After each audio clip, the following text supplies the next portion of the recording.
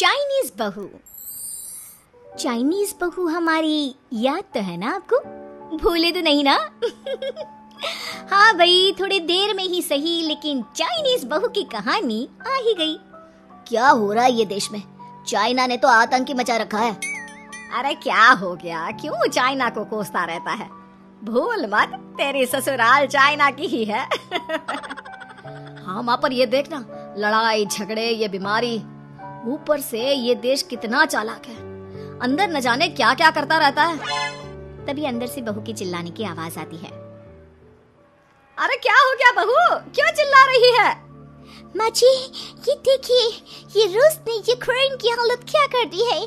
ऊपर से चाइना में दोबारा लॉकडाउन लग गया है। माँ जी, अब क्या किया जाए? अरे तो तुम लोगों को क्या परेशानी हो रही है, मैं तो यही नहीं समझ पा रही हूँ। वो क्या है ना माँ, हम लोग चाइना जाने की सोच रहे थे, सांगसू के भाई की शादी है। तो क्या? अरे कौन सा उन लोगों के यहाँ भाई घोड़ी चढ़ता है जो बहन काजल लगाकर नेक लगी? माँ जी, उसकी आंखें बहुत छोटी छोटी है, उसमें या तो पुतली रह सकती है या काजल। साले की पुतली निकाल कर काजल लगा दो, अंधा कहीं का। क्या क्या बोले तुम मेरे भाई के बारे में? अरे नहीं नहीं बहू, वो तो बोल रहा था कि तुझे नेग मिल जाएगा। बहन है ना तो उसकी। नहीं नहीं माँ जी, मैं सब समझती, ये मेरे भाई का मजाक बनाते रहते। कितना सीधा है मेरा भाई, बिल्कुल छिपकली जैसा। नहीं नहीं बहू, सीधा गाय जैसा होता है। सही पकड़े हैं माँ जी। हाँ, तो मेरे भाई की शादी है, मैं चाइना जरूर जाऊंगी। तभी एक पड़ोसन आ जाती है। अरे नहीं नहीं बहू, तू कहीं ना जा, हम लोगों का मन कैसे लगेगा तेरे बिना। ले बहू, तेरे भाई के लिए ये शॉल रख ले, हमारी तरफ से गिफ्ट कर देना। अरे सब कितने अच्छे हैं, मेरी चाइनीज बहू को कितने प्यार से तुम लोगों ने एक्सेप्ट कर लिया। सच में बड़ी भाग्यशाली हूँ मैं। कैसी बात कर रही है? ये तो हम लोगों के देश की एक खूबसूरती है कि हर किसी को दिल से अपना लेते हैं, बस वो भी दिल से हमें अपना समझे। कैसी बात कर रही है आंटी जी? मेरे लिए आप सब सासू माँ जैसी ही हैं। मुझे भारत बहुत अच्छा लगता है, ये सबसे अच्छा देश है, मेरा भारत महान। वैसे भी लड़के की शादी जहाँ होती है वो तो वहीं की हो जाती है ना। जीती रे बहू, सही बोल रही है। औरत तो होती ही पानी की तरह है, जो जहाँ जैसे रखे वैसे ही शेप ले लेती है। आंटी जी, ये थोड़ा सा ज्यादा हो गया, समझ नहीं आया। नो प्रॉब्लम, मैं चाय बना कर लाती हूँ। फिर क्या, वो दिन भी आ जाता है जब बेटे बहू को चाइना जाना पड़ता है। वहाँ जाकर बहू का भाई कहता है, मेरे बहन आ गए, मेरे बहन आ गए। मैंने सबको बोला कि सब हिंदी में बात करेंगे, नहीं तो बहन नाराज हो जाएगी। थैंक्स बॉय, हिंदी मेरी भाषा है। आप मुझे उसमें बात करना अच्छा लगता है। आपने जीजा जी से मिलो। ओ बहन, तुम अंदर चलो। सभी बहू को अंदर लेकर चले जाते हैं, लेकिन सांगसू का पति, वो तो बेचारा चाइना के ससुराल के आंगन में अकेला खड़ा रहता है। काफी देर तक जब कोई उसे नहीं पूछता तो वो माँ को घर पर फोन करता है। हाँ बेटा, पहुँच गए ना कुशल मंगल? हाँ माँ, लेकिन सांगसू पता नहीं कहाँ है, वो तो अंदर गई है तब से बाहर आई ही नहीं। अरे कैसी बात कर रहा है? तो तू अंदर चला जा, तू बाहर क्यों है? अरे दामाद है तू वहाँ का, उन लोगों ने तुझे बिठाया, चाय पानी कुछ नहीं पूछा? नहीं ना माँ। तभी सामने से सांगसू आती है। क्यों आप अभी तक तैयार नहीं हुए? और ये बैग लेकर क्यों कमरे से बाहर आए? इसे वहीं रख देते। कमरा? कौन सा कमरा? अरे कैसी बात कर रही हो? जब से तुम अंदर गई हो मैं बाहर ही तो खड़ा हूँ। बहू को बहुत हैरानी होती है और गुस्सा भी आता है। तभी उसका भाई और माँ आ जाते हैं। अरे सांगसू, अंदर खाना लग गया है। पहले ये बताओ कि मेरे पति को किसी ने खाना या पानी क्यों नहीं पूछा? वो भारत से ससुराल पहली बार आया है, वो भी मेरे कहने पर। उनकी इज्जत क्यों नहीं की? देख बेटी, तूने जबरदस्ती जिद में शादी की थी तो हम लोगों ने कर दी, लेकिन अब तुम ये सोचो, पूरी चाइना में मैं इस इंडियन को अपना दामाद बताऊं? So sorry. हाँ संगसू, और तुम भी चुप रहना, नहीं तो वो लोग मेरी शादी तोड़ देंगे। ओह, ऐसी बात है। कोई बात नहीं, मैं बाहर होटल में रह लेता हूँ, तुम वही करो जो ये लोग चाहते हैं। कैसी बात कर रहे हो? शादी के बाद पति जैसा भी हो, जो भी हो, पति होता है। वैसे भी तुम्हारे पूरे परिवार ने, सबने बिना सोचे मेरा साथ दिया, मुझे एक्सेप्ट किया, प्यार किया। मैं अपने देश में आपको अकेला कैसे छोड़ सकती हूँ? ये हिंदी फिल्म का ड्रामा बंद करो, मैं अभी अब बर्दाश्त नहीं करूँगी। चुपचाप अंदर चलो, नहीं तो ये शादी वादी यहीं खत्म करके इसे अकेले ही इंडिया जाना पड़ेगा। कैसी बात कर रही हो माँ, ये मेरे पति हैं। नहीं था, हम लोगों ने यहाँ वकील को बुला लिया है, जिसके बाद अब तेरा तलाक करा के हम यहाँ के चाइनीज लड़के से तेरी शादी करा देंगे। अरे कैसी बात कर रहे हो? हम तो यहाँ तुम्हारी शादी के लिए आए थे। नहीं नहीं, मैं सांगसू के बिना नहीं रह सकता हूँ। हाई वोल्टेज ड्रामा होने के बाद से ही सारा माहौल खराब हो जाता है कि तभी एक लड़की आती है। मैंने सारा इंतजाम कर दिया है, सांगसू की शादी का मंडप परसों लग जाएगा। तब तक इसके पति को कमरे में बंद कर देते हैं। सभी सांगसू के पति का हाथ बांधकर उसे कमरे में बंद कर देते हैं। ये क्या कानूनी है? आप लोग मेरे पति के साथ ऐसा नहीं कर सकते हैं। मैं किसी से शादी नहीं करूंगी, ये साफ बात है। पहले मैं अपनी शादी करूं, फिर तेरी भी शादी करवा दूंगा। सब कुछ तय हो जाता है, भाई की शादी हो जाती है। फिर वो दिन भी आ जाता है जब सांगसू की शादी वो लोग जबरदस्ती करने के लिए उसे मंडप पर ले जाते हैं। ऐसा मत करो, ये मेरी बीवी है। मैं किसी से शादी नहीं करूंगी। कैसे नहीं करेगी शादी? शादी तो तेरा बाप भी करेगा। हो, मैं करूंगा शादी। प्लीज कोई मेरी शादी किसी अच्छा औरत से करवा दे। चुप, बिल्कुल चुप। फिर माँ सांगसू और उसके पति से कहती है, तुम लोगों का बच्चा मेरी कैद में है। अगर तुम लोगों ने कोई भी होशियारी की तो मैं इस बच्चे को मार दूंगी। दोनों माँ का रूप देखकर हैरान हो जाते हैं। बच्चे की खातिर दोनों शांत हो जाते हैं और शादी की रस्में शुरू हो जाती है कि तभी सांगसू की सास पुलिस के साथ आ जाती है। माँ, ससुर माँ आ गई, मेरी माँ आ गई। माँ प्लीज हम लोगों को बचाकर वापस ले चलो। पुलिस सभी को गिरफ्तार कर लेती है। बेटी के बच्चे को मारने की धमकी तो कोई चुड़ैल ही दे सकती है। अरे तो ये चुड़ैल ही तो है। ये सही बोल रहे हैं, ये औरत किसी चुड़ैल से कम नहीं है। तभी उन लोगों का बच्चा भी आकर सांगसू के गले लग जाता है। माँ, तू सही समय पर आ गई, लेकिन तुझे कैसे पता चला कि यहाँ ये सब हो रहा है? बेटा, ये चाइनीज लोग ना होते ही धोखेबाज हैं। इन लोगों पर मुझे भरोसा नहीं था, इसलिए मैंने तेरे फोन को हमेशा के लिए मेरे फोन से अटैच कर दिया था, जिससे तेरे आसपास होने वाली सारी बात मैं सुनती रहूं। उस दिन भी मेरी तेरी बात हो रही थी तो तेरा फोन ऑन था, मैं सब समझ गई थी। मुझे माफ कर दो। नहीं, बिल्कुल नहीं। चलिए माँ जी, इंडिया वापस चलते हैं। आज के बाद मैं यहाँ कभी नहीं आऊंगी।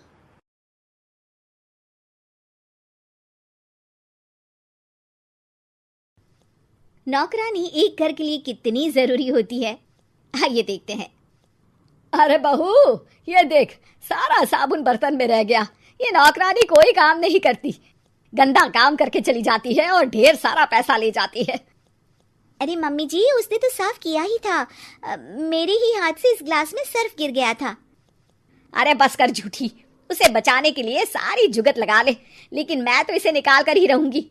हमारे जमाने में ना कोई नौकरानी थी और ना ही ये चिकने बर्तन। चूल्हे के जले बर्तनों को राख रगड़ कर साफ किया करती थी मैं। अरे माँ जी, मैं कहाँ बचा रही हूँ उसे। और वैसे भी आजकल नौकरानी जरूरत नहीं, स्टेटस सिंबल बन गया है। अब आप बताओ, मैं मुन्ना को नीचे घुमाने ले जाऊं तो लोगों से क्या बोलूं? झाड़ू पोछा खुद लगा रही हूँ। लोग सीधा यही पूछते हैं कि कौन सी नौकरानी काम कर रही है तेरे घर पर।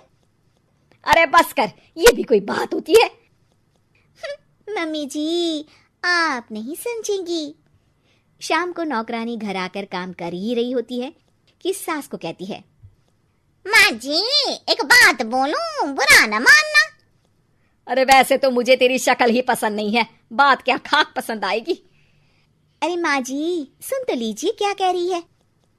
तो मैंने कौन सा उसका मुंह पकड़ लिया है? अरे माँ जी, वो लाल साड़ी पहनती हो ना, ना पहना करो। सास का गुस्सा अब तो 7वें आसमान पर होता है। अरे वाह जी वाह, क्यों ना पहना करूं? और तू होती कौन है ये बताने वाली कि मैं क्या पहनूं क्या ना पहनूं?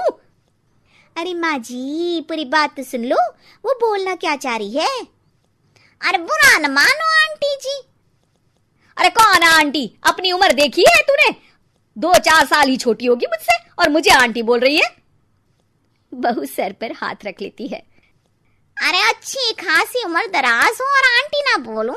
मैं तुम्हारी बहू से भी 4 साल छोटी हूँ। क्यों दीदी? बोलती भी क्या, एक तरफ सास यानी पति की माँ, तो दूसरी तरफ नौकरानी जिसके बिना घर का काम नहीं चल सकता। वो दरअसल माँ जी की शादी भी बहुत जल्दी हो गई थी ना। अच्छा ये झगड़ा छोड़ो, ये बताओ तुम माँ जी को लाल साड़ी पहनने से क्यों मना कर रही हो? वो ना, इनकी उम्र की सारी औरतें सोसाइटी में इनके लिए बात करती हैं कि तुम्हारी सास बुढ़ी घोड़ी लाल लगाम है। बहू को ये सुनकर गुस्सा आ जाता है। अरे वाह वाह, कौन बोलता है जी? खुद क्या है यहाँ की औरतें, बाल सफेद लेकिन टाइट जींस और कोई कुछ भी पहने। अरे पहनना हमारा निजी हक है, किसी को कुछ हक नहीं बनता कि वो मेरी सास के लिए कुछ बोले। मैं आज ही जाकर माँ जी के लिए लाल जींस लेकर आऊंगी, फिर देखो कोई क्या बोलता है। अरे चुप लाल जींस। अरे सुन नौकरानी के बच्ची, जाकर बोल दे उन लोगों से कि उन लोगों की तरह मैं उड़ती नहीं फिरती हूँ घर बार छोड़कर। अपने बच्चों और नाती पोतों में मन लगाती हूँ, ना कि सारा दिन ताश के पत्तों में आंख गड़ाकर 3 पत्ती खेलूं। नौकरानी वहां से चली जाती है। वैसे बहू, नौकरानी के क्या फायदे हैं ये तो पता नहीं, लेकिन सबसे अच्छा तो ये कि पता चल जाता है कि कौन किसके लिए क्या बोल रहा है। सोसाइटी में तेरा नौकरानी रखने का इरादा बिल्कुल ठीक था। अगले दिन उन लोगों के घर की बेल बजती है। बहू दरवाजा खोलती है कि सामने कुछ औरतें खड़ी होती हैं। अरे बहू, कहाँ है तेरी सास? बुला जरा। अरे बहन जी, आप सारी एक साथ आइए आइए, कैसे आना हुआ? अरे 3 पत्ते खेलने आई हैं, क्यों खेलोगी? क्यों नहीं, वैसे भी बड़े दिन हो गए, एंटरटेनमेंट हुआ नहीं।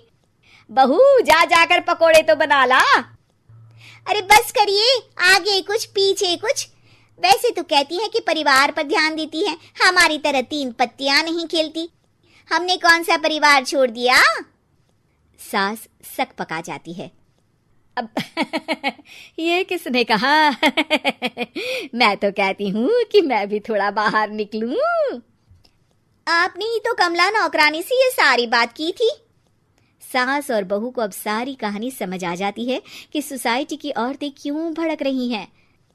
माफ करिए आंटी, मैं छोटी हूँ, लेकिन फिर भी पहले तो आप लोगों ने माँ की लाल साड़ी का मजाक उड़ाया था ना। हाँ उड़ाया था, लेकिन उससे पहले तो तुम लोगों ने हमारी जीन्स के बारे में बात की थी। अरे क्यों ना पहने हम जीन्स, तुम्हारे पैसों की थोड़ी ना है। सास और बहू सर पकड़कर बैठ जाती है। देखा बहू, ये खेल कर गई तेरी नौकरानी, यहाँ की बात वहां तो वहां की बात यहाँ। दोनों किसी तरह औरतों को समझा बुझाकर घर भेजती है और कसम खाती है कि नौकरानी को नौकरानी ही रहने देंगी।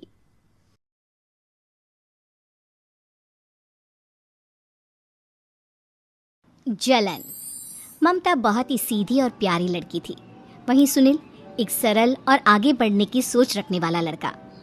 सुनील, बेटा सुनील कहाँ है? अरे जरा एक गिलास पानी तो दे दो। हाँ माँ, अभी आया। क्या माँ, पानी तेरे सर के पास ही तो रखा है, क्या हो गया है? तबीयत खराब है क्या? अरे नहीं, वो उठने का मन ही नहीं कर रहा था, तो देखा ही नहीं। वैसे क्या कर रहा है? यहाँ बैठना मेरे पास। माँ पढ़ रहा था। वो क्या ना, नौकरी में तो वक्त नहीं मिलता, अब ऑफिस से घर आकर ही तो वक्त मिलता है। अच्छा ठीक है, पढ़ ले जा बेटा। सुनील पढ़ लिख कर और आगे बढ़ना चाहता था, लेकिन माँ की तबीयत खराब देखकर सोचता है कि शादी ही कर ले। कब तक माँ का ख्याल वो अकेले रख पाएगा? तो एक दिन, माँ ये ममता है, मैंने इससे शादी कर ली है। तुम्हारी तबीयत भी ठीक नहीं रहती, तो मैंने सोचा शादी कर लेता हूँ। घर संभालने वाली और तुम्हें संभालने वाली कोई आ जाएगी तो अच्छा रहेगा। माँ अचानक से सामने बहू देखकर हैरान रह जाती है। बेटा ये क्या बात होती है? न बैंड, न बाजा, न दहेज, न शगुन, ऐसे कैसे बहू आ गई? माँ तू तो जानती है मैं नौकरी के साथ पढ़ाई कर रहा हूँ, तो कहाँ से इतना पैसा बचा पाता कि धूमधाम से शादी करता। वैसे भी माँ लोग तो आकर खाकर निकल जाएंगे, इसलिए बस वैसे ही। माँ जी, मैं आपका ख्याल रखूंगी। वैसे भी ये आगे की पढ़ाई कर रहे हैं, अच्छा कुछ कर गए तो सबके दिन फिर से अच्छे आ जाएंगे। सास को ममता की बात ठीक तो लगती है, लेकिन मन में कहीं ना कहीं लगता है कि कहीं बहू बेटे को लेकर फुर्र ना हो जाए और फिर तो वो रह जाएगी अकेली। बेटा देख, मेरा जो कुछ भी है वो सुनील ही है, और सुनील का भी अब इस दुनिया में मैं ही हूँ और कोई नहीं। क्या सुनील? बिल्कुल माँ, लेकिन आज से ममता भी मेरे जीवन का अहम हिस्सा है, जैसे तू है। सास को बड़ा बुरा लगता है कि उसकी सल्तनत में कोई और हिस्सेदार कैसे हो सकता है। कैसे कोई और उसके 30 साल के बेटे की जिंदगी में अचानक से आकर बराबर का हिस्सेदार बन सकता है। देख बहू, मैं भले थोड़ा बीमार रहती हूँ, लेकिन इसका मतलब यह नहीं कि घर की चीजों में मेरा कंट्रोल खत्म हो गया है। मैं आज भी इस घर की रानी हूँ, समझी? बेटा सोचता है कि ये माँ को अचानक से क्या हो गया।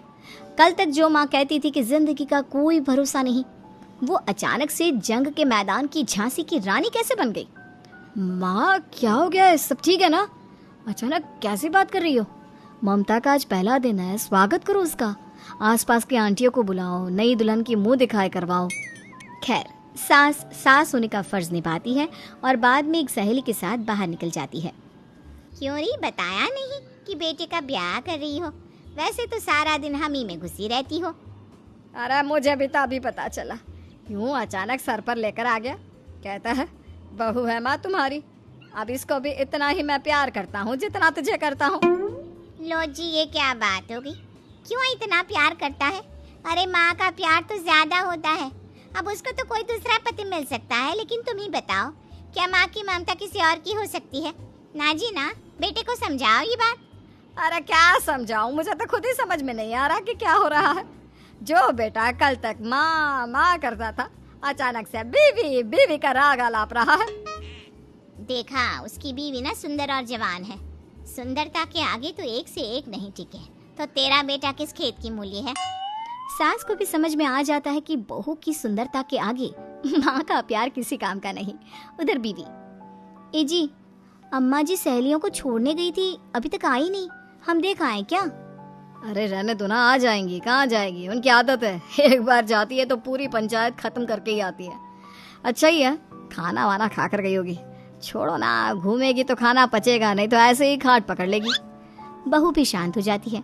उधर सास सोचती है कि आज थोड़ा देर से ही घर जाती हूँ, जब बेटा परेशान होकर ढूंढेगा तब मजा आएगा। बीवी को खुद ही पता चल जाएगा कि माँ के आगे उसकी दाल नहीं गलेगी। लेकिन वहीं दूसरी ओर घर पर, ए जी, माँ जी अभी भी नहीं आई, हमको तो घबराहट हो रही है कि क्या करें, जाकर पता करें किसी के घर। अच्छा, कहाँ जाओगी ये भी बता दो। पहला दिन है तुम्हारा इस घर में और एक ही दिन में मोहल्ला छानोगी क्या? हाँ, तो आप भी तो नहीं जा रहे हैं ना, हमको फिक्र हो रही है। अरे यार, ये रोज का है अम्मा का, खाओ और सो जाओ। बस फिर क्या था। बेटा बहू खाना खाते हैं और कमरे में सोने चले जाते हैं। उधर जब सास को कोई देखने नहीं आता तो वो हार कर घर आ जाती है, जहाँ वो देखती है कि सारे घर की लाइट्स बंद है। सास को गुस्सा आता है, बहू, ममता बहू कहाँ हो? लेकिन सारे दिन की थकी बहू को ऐसी नींद आती है जैसे किसी ने भांग की गोली खिला दी हो। वो तो नहीं उठती। उठकर आ जाता है बेटा। क्या बात है अम्मा, काहे चिल्ला रही हो? अरे सो जाओ ना, सुबह की थकी है बहू, वो सो रही है। जोर से बोलोगी तो नींद खुल जाएगी उसकी। माँ को गुस्सा आ जाता है। फिलहाल तो सो जाती है, लेकिन मन ही मन ढेर सारा जहर बहू के लिए भरा होता है। सुबह बहू चाय बना रही होती है कि सास धीरे से गैस तेज कर देती है, जिससे चाय का बर्तन जल जाता है। और जैसे ही बहू चाय का बर्तन उठाती है, उसका हाथ जल जाता है। मेरा हाथ जल गया। वो जोर जोर से चिल्लाकर इधर उधर भागती है कि सास थोड़ी देर में उसके हाथ में पानी डाल देती है। हाय रे बहू, क्या कर रही हो? पहली बार रसोई छुई हो क्या? सासू माँ, गलती से गैस तेज रह गई थी और बर्तन जल गया, जिससे मेरा हाथ जल गया। हाय रे, कितना गंदा दाग, छी छी छी छी, मुझे तो उल्टी आ रही है तेरा गला हुआ मांस देखकर। तू ना मुझे अभी साथ से खाना मत लगाना। बहू भी खुद का हाथ देखती है तो उसे भी रोना आ जाता है। कुछ दिनों के बाद सास की सहेली आती है, बहू चाय बनाकर लाती है। उसके जाने के बाद सहेली कहती है, बहू की सुंदरता ऐसी है कि कोई भी दीवाना हो जाए। वैसे तेरे बेटे का क्या हाल है? अरे वैसा ही है, बहू के पीछे लट्टू। क्या करूं, कुछ समझ में नहीं आ रहा। मैंने तो बहू के चेहरे पर दिवाली के पटाखे की चक्री फेंक दी, उसका पूरा चेहरा जल गया। अब देखो ना रही सुंदरता, और ना ही अब मेरा बेटा उसे पूछता है। अरे अब तो वो उसे छोड़कर दूसरी भी देखने को बोल गया है मुझे। बहू सारी बात सुन रही होती है। आंटी एक बात बताइए, क्या भरोसा है कि दूसरी सही आए और आपके अनुसार रहे? देखिए आंटी, मेरी सासू माँ को गलत बात सिखाने की जरूरत नहीं है। हमारा परिवार साथ में खुशी से रह रहा है। देख बहू, मेरी सहेली की बेइज्जती ना कर, वही अच्छा रहेगा तेरे लिए, समझी? बहू नहीं मानती है। वो बार बार उनकी सहेली को घर से निकल जाने को कहती है। तभी सास की सहेली पास के चूल्हे से लकड़ी लाकर बहू के चेहरे पर लगा देती है। बहू जोर जोर से रोने लगती है। अरे ये क्या कर दिया? मैंने कहा किया, ये तो तूने किया। तू ही नहीं चाहती थी कि बहू बेटे के साथ रहे, भला मैं क्यों करूंगी? मैं तो चली, निपटो अब। बहू रो रही होती है, दर्द से चिल्ला रही होती है, लेकिन सास उसे डॉक्टर के पास नहीं ले जाती। तभी पति आता है। क्या हो गया ममता? ये दाग कैसे लगा? तुम कैसे जली? ममता कुछ नहीं कहती, बस दर्द से करा रही होती है। पति माँ की तरफ देखता है। हो ना हो माँ, ये पक्का आपका काम है। आप ही ममता से जला करती थी ना। देखना माँ, अब पुलिस आएगी, केस बनेगा, लेकिन पहले मैं ममता को अस्पताल लेकर जा रहा हूँ। सभी अस्पताल जाते हैं, जहाँ डॉक्टर ममता की सास से कहते हैं, आपने तो नहीं जलाया ना बहू को? अब ममता की सास के तो पसीने छूट रहे होते हैं। वो घबरा कर कहती है, ना ना डॉक्टर साहब, कैसी बात करते हैं? हम क्या जलाएंगे अपनी बहू को? डॉक्टर ममता के पति से पूछते हैं। देखिए, क्योंकि ये ससुराल में जली है तो मामला पुलिस का बनता है, तो आप पहले पुलिस को बुलाइए, तभी इलाज पूरा होगा। सास डर जाती है कि अब तो बच्ची जिंदगी जेल में ही रहना होगा। रहने दीजिए ना, पुलिस को क्यों बुलाना? सारी हंसी खत्म हो जाएगी जब पुलिस के डंडे पड़ेंगे। बहू को जलाना भले ही बहुत आसान हो, लेकिन उसके बाद सारी जिंदगी जेल की हवा खाना। सास डर जाती है। पुलिस आती है। पास लेटी दर्द से करा रही ममता स्टेटमेंट देती है। तो क्या हुआ था? कैसे जली आप? ममता पास खड़ी सास को देखती है। बेटी बताओ, कैसे जल गई तुम? ओए, काका का किरण वाली शाहरुख, चुप, बिल्कुल चुप। सास चुप। सभी इंतजार करते हैं कि ममता क्या बोलेगी। जी मैं खाना बना रही थी, लकड़ी उड़कर मेरे ऊपर गिर गई और मैं जल गई। सास बहू की बात सुनकर रोने लगती है। देखा माँ, कितनी समझदार है ममता। ये चाहती तो, हाँ बेटा, ये चाहती तो मैं आज जेल में होती।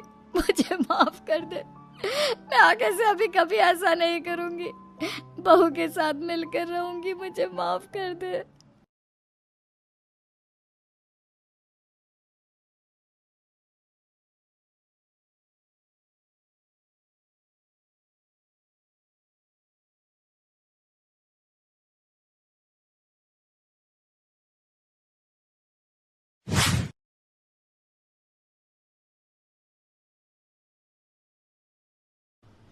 कार्तिक प्राइवेट कंपनी में सेल्स मैनेजर था। उसके माता पिता, पत्नी मीरा, बहन राधा और 2 बच्चे हैं। एक दिन मीरा कहती है, कार्तिक, बच्चों के स्कूल में एनुअल फंक्शन के लिए 2000 जमा करने पड़ेंगे। अरे अभी कुछ दिन पहले ही तो 10,000 जमा किए थे ना? हाँ, वो तो फीस और प्रोजेक्ट के पैसे जमा किए थे। अभी तो अगले महीने एडमिशन फीस और किताबों के पैसे भी जमा करवाने पड़ेंगे। 40 से 50,000 का खर्चा है। मीरा, इतनी तो सैलरी भी नहीं है मेरी, ऐसे कैसे काम चलेगा? तो मैं क्या करूं? बच्चे को सरकारी स्कूल में डाल दूं? मीरा, तुम जानती हो ना, मैं मुश्किल से 35 से 40,000 ही कमा पाता हूँ। इस घर के खर्चे दिन ब दिन बढ़ते जा रहे हैं, थोड़ा कंट्रोल करो ना। क्या खाना और कपड़े पहनना भी बंद कर दूं? मैं ऐसा नहीं कह रहा हूँ मीरा। तुम जानती हो राधा का भी पोस्ट ग्रेजुएशन पूरा होने वाला है। घर के खर्चों के साथ उसकी शादी की जिम्मेदारी भी उठानी है। मेरे बच्चों की पढ़ाई से ज्यादा इम्पोर्टेंट राधा की शादी है, तो करो जो मन में आए। मैं बोझ लगती हूँ तो मैं बच्चों के साथ अपने मायके चली जाती हूँ। तुम्हारी सारी मुसीबतें ही खत्म हो जाएगी। मीरा, मुझसे बहस मत करो। सुबह सुबह ऑफिस जाने के टाइम पर ही कलेश करके दिन मत खराब करो। इतना बोलकर कार्तिक वहां से चला जाता है। तभी कार्तिक बेटा, ऑफिस जा रहे हो? मेरी दवाइयाँ लेते आना।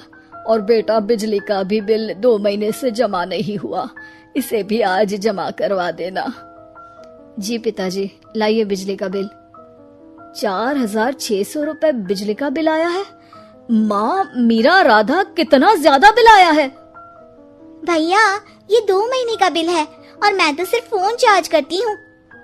अरे बेटा, मैं तो गीजर से पानी गर्म करने के अलावा मेरे कमरे में एक पंखा और एक लाइट ही तो जलते हैं। मीरा, तो फिर इतना बिल कैसे आया? हाँ, सारा इल्जाम मेरे पर ही लगा दो ना। भाभी, आप भी तो एसी चलाती हो, उससे भी बिजली का बिल बहुत ज्यादा आता है ना। एसी मेरे मायके से आई है और वो भी अब सबकी आंखों में खटकने लगी है। मीरा, अपना मुंह बंद करो और आज के बाद तुम एसी नहीं चलाओगी। माँ, आप भी अपना पानी धूप में गर्म करके नहाया करो। कार्तिक ये कहकर घर से ऑफिस के लिए निकल गया। घर से कुछ आगे जाते ही उसकी गाड़ी पंचर हो गई। कार्तिक को पंचर बनवाकर ऑफिस पहुंचने में लेट हो गया। बॉस ने कार्तिक को अपनी कैबिन में बुलाया। मे आई कम इन सर? कम इन। बहुत लेट हो तुम।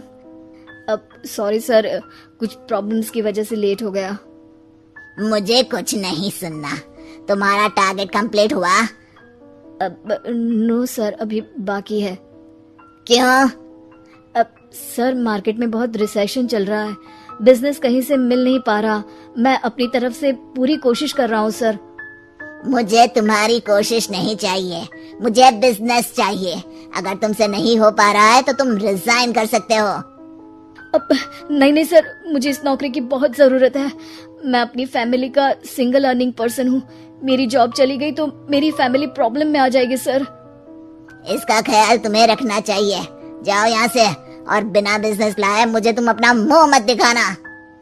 कार्तिक बिजनेस की तलाश में इधर से उधर कड़ी धूप में सारा दिन भटकता रहता है और थका हारा जब शाम को घर आया। बेटा, मेरी दवाई ले आए और बिजली का बिल भर दिया? अब दवाई लाना भूल गया पिताजी, और बिजली का बिल जल्दी भर दूंगा।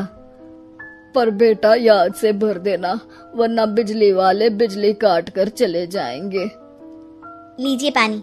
बच्चों के एनुअल फंक्शन के लिए स्कूल में जमा करने वाले पैसे लेकर आए? अभी सैलरी नहीं आई है मेरा, और अकाउंट में ज्यादा पैसे भी नहीं बचे हैं। तो क्या बच्चों को स्कूल भेजना बंद कर दूं? बच्चे अगर इस साल एनुअल फंक्शन नहीं अटेंड करेंगे तो कोई पहाड़ नहीं टूट पड़ेगा।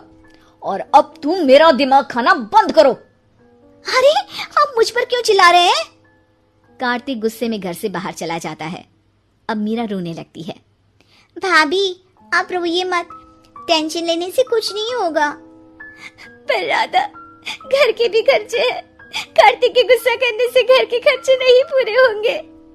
पर मीरा बेटा, लड़ाई करने से भी कोई समाधान नहीं मिलेगा, उल्टा घर का माहौल ही खराब होगा। पर मुझे लगता है हमें भी घर के खर्चों में हाथ बढ़ाना चाहिए। मुझे योगा सेंटर में जॉब का ऑफर मिला है, मैं कल से ही जॉब ज्वाइन कर लूंगी। वैसे तो मुझे भी सिलाई आती है, मैं भी लोगों के कपड़े सिलना शुरू कर देती हूँ।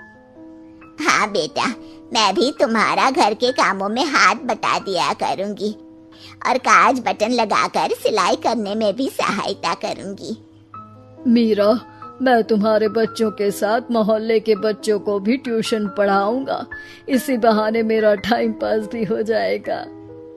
इस तरह से अब घर के सभी सदस्यों के सहयोग से पैसों की समस्या दूर हो गई और सब खुश रहने लगे। इससे हमें सबक मिलता है कि एकता में कितनी ताकत होती है।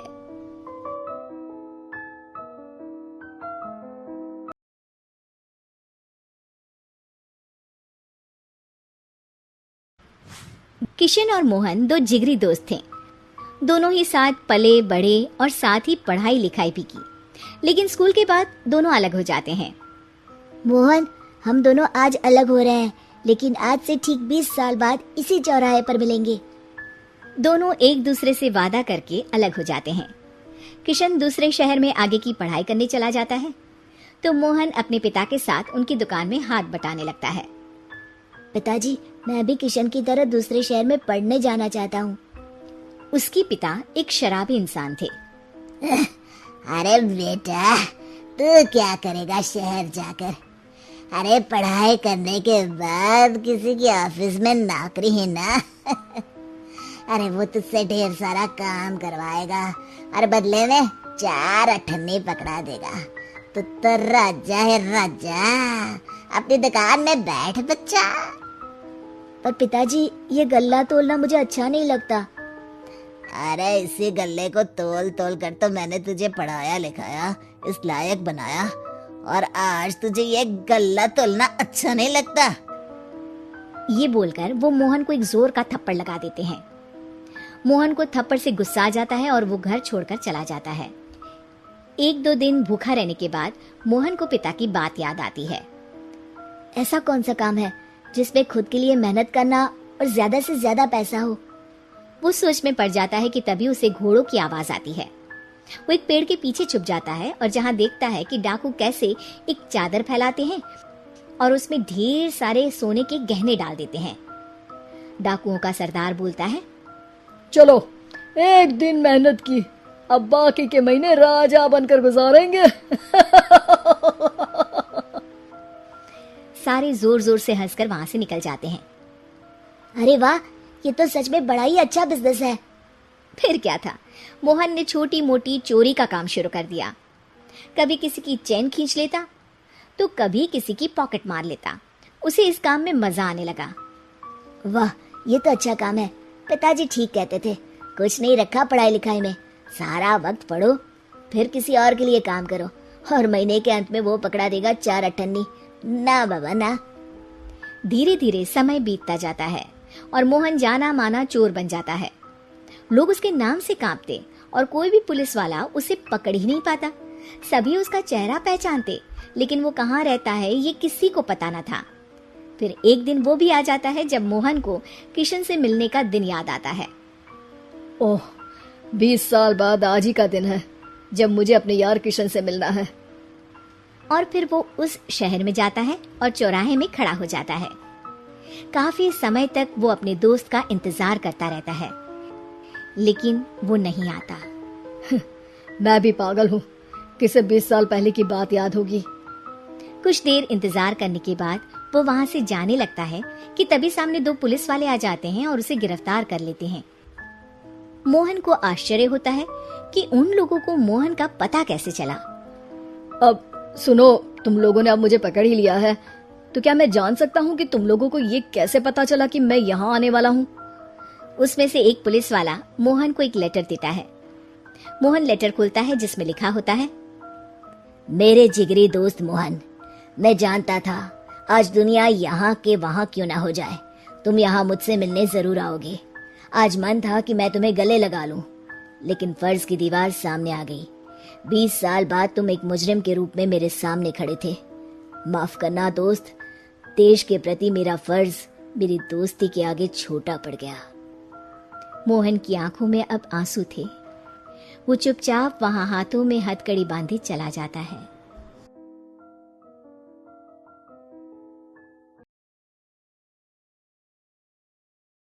नाटी दुल्हन। मयंक की बीवी नेहा की हाइट बहुत ही कम थी। वो इतनी नाटी थी कि लोग उसका कई बार मजाक बना देते। अरे नेहा, तेरे लिए तो मुझे किचन में टेबल रखना पड़ेगा। माँ जी, इतनी भी नाटी नहीं हूँ मैं, और हाँ, हिल्स पहन कर तो बिल्कुल आपके बराबर आ जाती हूँ।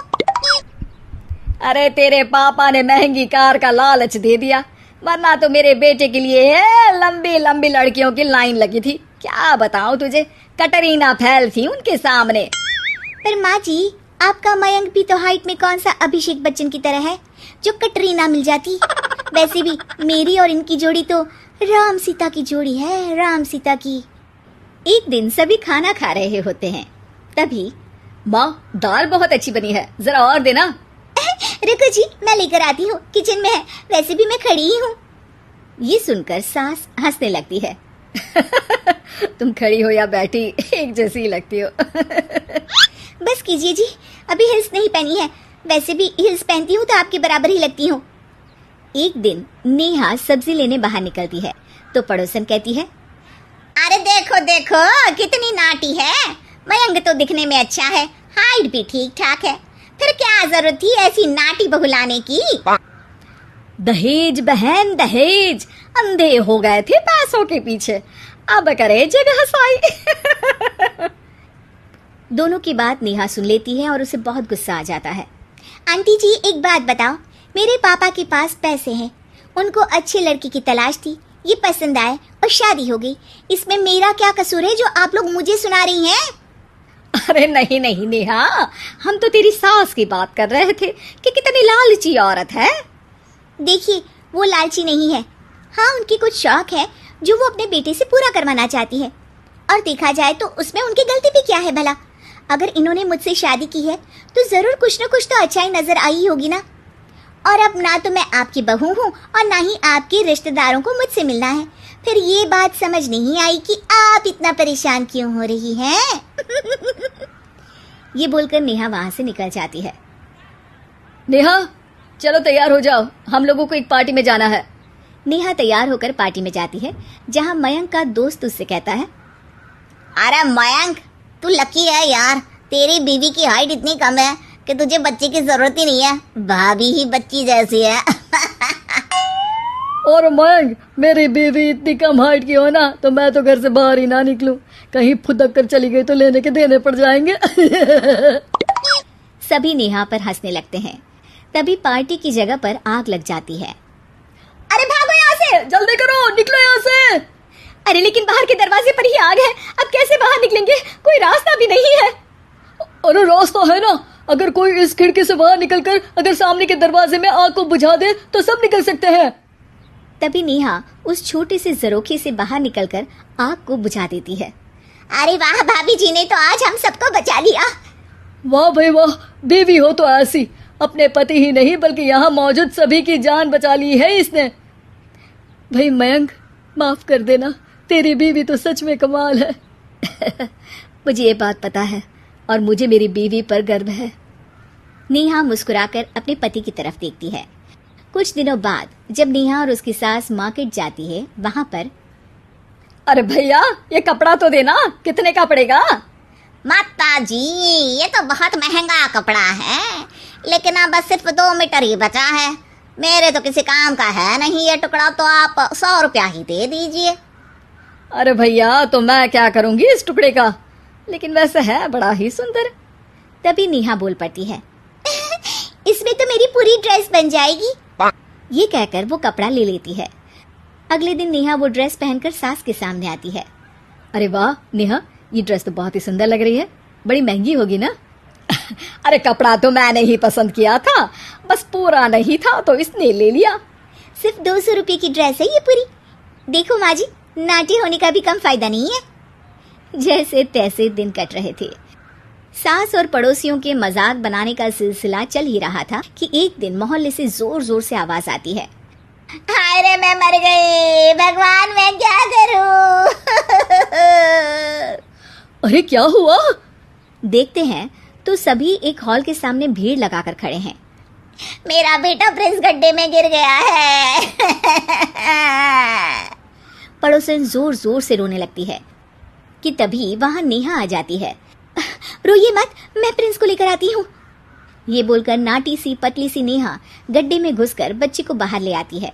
अब क्या था, एक बार फिर नेहा के लिए पूरा मोहल्ला तालियां बजाता है। मुझे माफ कर दो नेहा, मैंने तुम्हारी हाइट का कितना मजाक उड़ाया था। कोई बात नहीं मौसी, प्रिंस ठीक है, ये बात है। अब वो दिन आता है जब सास नेहा की तारीफ करती है। वाह बहू वाह, तेरी तारीफें सुन सुनकर तो मैं खुश हो गई। आज तो तूने ये साबित कर दिया कि समाज में इंसान अपने रंग रूप और लंबाई चौड़ाई से नहीं बल्कि साहस और हौसले से काबिल कहलाता है। मुझे माफ कर देना बेटा।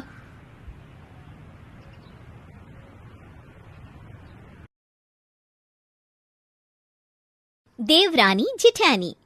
एक दिन शिवानी और प्रज्ञा रसोई में खाना बना रही होती हैं। तभी प्रज्ञा को रसोई में एक चूहा दिखता है और वो जोर से चिल्ला पड़ती है, दीदी वो देखो चूहा। वो डर के स्लैब पर चढ़ जाती है। अरे चूहा ही तो है, तू तो ऐसे डर रही है जैसे तूने कोई भूत देख लिया हो। कितनी डरपोक है तू भी ना प्रज्ञा। अब ज्यादा हंसो मत दीदी, हर इंसान को किसी ना किसी चीज से डर लगता है। लगता होगा, पर मुझे तो किसी चीज से डर नहीं लगता। मैं तो बहुत बहादुर हूँ, पर तू हद कर दी भाई, एक चूहे से डर गई है। एक दिन प्रज्ञा अपने कमरे से बाहर निकल रही होती है और तभी शिवानी उसे पीछे से आकर डरा देती है। प्रज्ञा एकदम से उछल पड़ती है। दीदी, ऐसे भी कोई मजाक करता है क्या? अरे जरा अपनी शक्ल तो देख, एकदम बैंगन की तरह नीली पड़ गई है। अरे मेरी देवरानी इतनी बड़ी डरपोक है, मुझे तो पता ही नहीं था। आप ऐसे चौंकाओगे तो कोई भी डरेगा ना? अरे नाना, कोई बहाना अब काम नहीं आएगा। आज से ना तुम्हारा नाम है डरपोक प्रज्ञा। शिवानी प्रज्ञा का मजाक उड़ाकर चली जाती है। प्रज्ञा शिवानी की मजाक उड़ाने की आदत से परेशान हो जाती है। जब देखो मेरा मजाक उड़ाती रहती है। इनकी शिकायत तो मम्मी जी से करनी ही पड़ेगी मुझे। प्रज्ञा अपनी सास के पास जाती है और उन्हें सारी बात बताती है कि किस तरह उसकी जेठानी उसके डर का मजाक उड़ाती है। ओहो, तो बड़ी बहू को बड़ा घमंड है अपनी बहादुरी पर। कोई नहीं, अभी उसका घमंड तोड़ देते हैं। मेरे पास एक तरकीब है छोटी बहू, एक काम कर तू।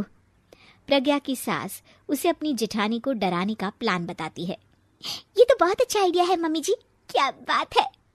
आइडिया सुनकर लग रहा है कि आप अपने बचपन में काफी शरारती रही होंगी मम्मी जी। अब आएगा मजा मेरी बहादुर जेठानी जी को। प्रज्ञा अपनी जेठानी को डराने का एक प्लान बनाती है। रात में वो शिवानी के पास जाती है और कहती है, दीदी मुझे ना बहुत डर लग रहा है। क्या हुआ मेरी डरपोक देवरानी? दीदी, मैं छत पर गई ना तो मुझे ऐसा लगा कि कोई वहां है। ऐसा लगा जैसे मुझे कोई वहां देख रहा था, जैसे कोई साया। अरे क्या बक रही हो, तेरा वहम होगा। नहीं नहीं दीदी, आप चलो ना प्लीज मेरे साथ, मुझे तो बहुत डर लग रहा है। मेरी एक साड़ी सूख रही थी, वही लानी है। प्लीज आप चलिए ना ऊपर मेरे साथ। ओफो, चल। प्रज्ञा शिवानी को बहाने से छत पर ले जाती है और वो उसके पीछे चल रही होती है। ले आ गए हम छत पर, कहाँ है भूत, दिखा, कहीं तो है नहीं। तभी प्रज्ञा चुपके से सीढ़ियों पर छुप जाती है और शिवानी छत पर अकेली रह जाती है। अरे प्रज्ञा, कहाँ चली गई? प्रज्ञा एकदम से सीढ़ियों का दरवाजा बंद कर देती है। अब शिवानी को डर लगने लगता है। मैं नीचे चली जाती हूँ। लगता है प्रज्ञा भी नीचे ही चली गई है। तभी उसके सामने एक खुले बाल सफेद साड़ी में औरत खड़ी होती है। शिवानी उस औरत को देखकर डर जाती है। हाल तू जलाल तू भाई भला को टाल तू, हाल तू जलाल तू भाई भला को टाल तू।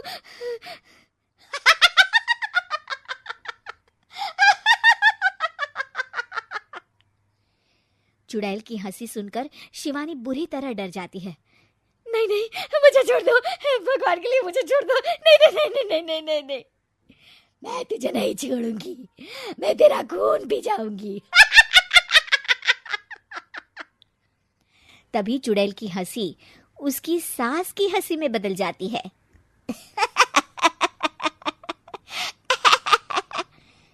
मम्मी जी, ये तो मम्मी जी की आवाज है। शिवानी आंख खोलती है तो सामने उसकी सास चुड़ैल का मेकअप करके खड़ी होती है और प्रज्ञा और उसकी सास जोर जोर से हंस रहे होते हैं। क्यों मेरी बहादुर जेठानी जी, आप तो कहती थी कि आप किसी से नहीं डरती। ये तुमने अच्छा नहीं किया प्रज्ञा। और सासू माँ, आप ही इसके साथ मिलकर। और नहीं तो क्या बहू, तुम अब मेरी छोटी बहू का ऐसे मजाक बनाओगी तो मुझे तो चुड़ैल बनना ही पड़ेगा ना। प्रज्ञा और उसकी सास और जोर जोर से हंसने लगते हैं और शिवानी गुस्से में नीचे चली जाती है।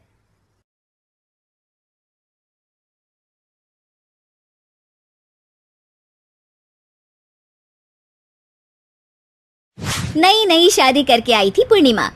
उसके पति प्रकाश को हर बात के बाद अरे मजाक कर रहा था बोलने की आदत थी। एक दिन पूर्णिमा चाय बना रही होती है। सुनो ना, ये मसाला चाय में सच में अगर मिर्ची, नमक, प्याज, लहसुन वगैरह का पेस्ट मिला दे तो चाय मसालेदार हो जाएगी ना। अरे आप कुछ भी मत बोलिए, अरे मजाक कर रहा था। प्रकाश कभी कभी मजाक करता था, लेकिन कई बार उसका मजाक ऐसी बात के साथ आता जिसको सुनने के बाद किसी को मजा तो नहीं पर गुस्सा जरूर आ जाता। जैसे एक दिन प्रकाश ऑफिस जाते हुए हड़बड़ी में कहता है, अरे मेरे मोजे कहाँ मौज मार रहे हैं? अभी लाई। पूर्णिमा प्रकाश को मोजे लाकर दे देती है। अरे मेरी फाइल कहाँ है? मैं लेट हो रहा हूँ। रुकिए अभी लाई। फाइल भी आ जाती है। अरे वो टिफिन तो ला दो, कितना लेट करवाओगी? एक तो सामान इधर उधर पटक देते हो, मुझे ढूंढ के लाना पड़ता है, फिर मुझे कहते हो कि लेट हो रहा हूँ। अरे जल्दी जल्दी हाथ चलाओ ना। 8 हाथ नहीं है मेरे, 2 ही है। ऑक्टोपस दिख रही हूँ क्या? हाँ ठीक है, जाओ जल्दी से टिफिन लेकर आओ। 2 हाथ तो है ना, उन्हीं का ठीक से इस्तेमाल कर लोगी तो लेट नहीं होऊंगा मैं। पूर्णिमा टिफिन लेकर आ जाती है। वैसे तुम थक जाती होगी ना इतना सब काम करके। हाँ, और नहीं तो क्या। तो मैं कुछ इंतजाम कर लेता हूँ। काम वाली लाओगे क्या? अरे नहीं, दूसरी शादी कर लूंगा। 2 पत्नी होंगी तो काम आसानी से हो जाएगा ना। क्या? अरे मजाक कर रहा था। प्रकाश तो मैं मजाक कर रहा था कहकर वहाँ से चला जाता है, लेकिन पूर्णिमा के मन से प्रकाश की 2 शादी वाली बात का दुख पूरे दिन नहीं जाता। शाम को प्रकाश ऑफिस से लेट वापस आता है। हाथ मुंह धोऊंगा, टॉवेल लगा देना, फिर खाना खाऊंगा, खाना भी लगा देना। देखो लेट मत करना। सब काम आराम से ही होंगे। आप भी तो लेट आए हो ना ऑफिस से। अरे यार मैं काम कर रहा था ऑफिस में, तुम क्या कर रही हो?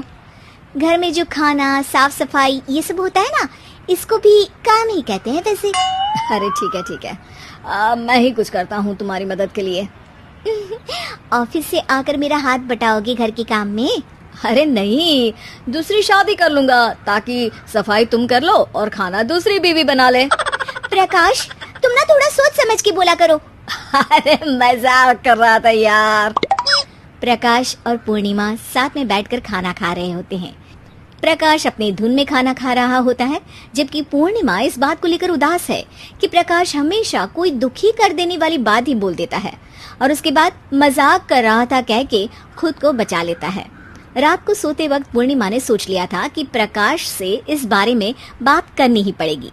अगली सुबह भी प्रकाश ने ये लाओ वो लाओ का तांडव शुरू कर दिया। अरे काले वाले जूते कहाँ हैं? बेड के नीचे। अरे टिफिन तो लाओ जरा। ले आऊंगी, पर पहले कुछ बात करनी है। क्या बात करनी है तुमको? ये जो रोज दूसरी शादी करने की बात करते रहते हो ना आप, मेरा मन दुखी हो जाता है। मत बोलिए ना ऐसी बात। अरे पगली, पहले क्यों नहीं बताया? मैं इसका समाधान कर दूंगा। अब बोलना छोड़ दोगे ना? अरे नहीं, दूसरी शादी कर लूंगा ताकि उसको तो बोल पाऊं। उफ़ो, तुम कभी नहीं सुधरोगे। मजाक कर रहा था। पूर्णिमा की बात को प्रकाश हंसी में उड़ा देता है। पूर्णिमा बहुत भारी मन से टिफिन लेकर आती है। ये लीजिए टिफिन। अरे मैं तो भूल ही गया, आज मेरे बॉस के बेटे की बर्थडे पार्टी है, तुमको भी बुलाया है, रात को तैयार रहना। रात को पूर्णिमा और प्रकाश बॉस के बेटे की बर्थडे पार्टी में पहुंच जाते हैं। वहां प्रकाश के ऑफिस के और भी लोग हैं जिनको पूर्णिमा पहले से जानती है। केक कटता है, लोग खाना खा रहे होते हैं। वहीं पूर्णिमा और प्रकाश ऑफिस के लोगों के साथ बैठे बात कर रहे होते हैं। मेरे हस्बैंड तो खुद काम भी करते हैं और बच्चों को भी संभाल लेते हैं। हाँ भाई, अरे घर के थोड़े बहुत काम तो करने ही होते हैं ना। मेरी पत्नी भी अकेले सब कब तक करेगी?